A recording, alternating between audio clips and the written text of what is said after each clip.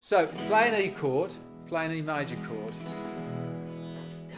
Now we're going to do this. If you slide it down, you need to slide it down to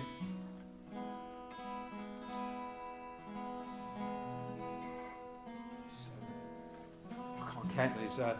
So it's a bit tricky because I know you're not all. Everybody's not that overly familiar with bar chords. So B is here. So if you go on your top string, if you go play the scale, it's the second note of Twinkle Twinkle Little Star. That's B, right? Who knew that nursery rhyme was going to become so useful, right? No, but when what we're going to be doing now is to simplify it, we've got to make something slightly more complicated. Because if you're all playing bar chords, I could just say 7th fret for B. But we're not playing bar chords.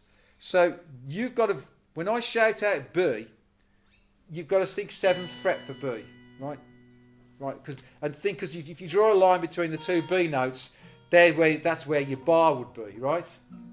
That's what, like when you take an E chord, turn it into a B chord, you've got to make the end of the guitar the 7th fret, right? And then, but you've got to play your E chord in front of that. So you play your E chord, slide it so your index finger is on the 7th fret.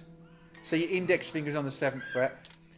No, take an E chord, a full E chord, slide that entire shape so the index finger is on the 7th fret.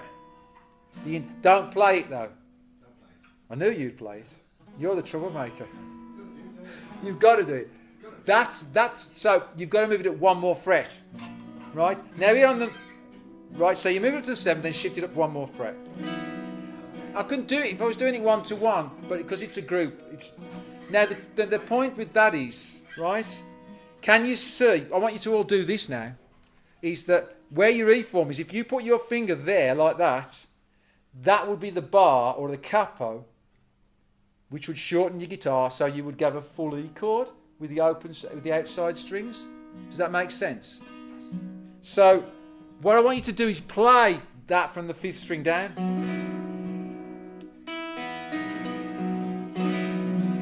Okay?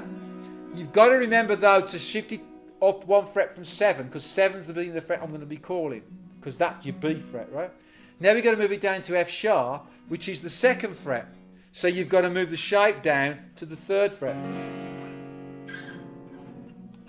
So I'm going to play it on here for you. I'm going to play it once and then to E, which you can now bring the E string in, and then back to B. So hopefully by the time I get round to you,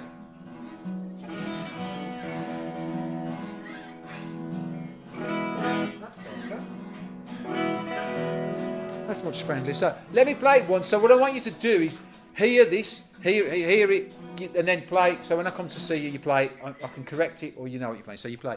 The song goes this. The stars, they shine for you. That's down to the 2nd fret or 3rd.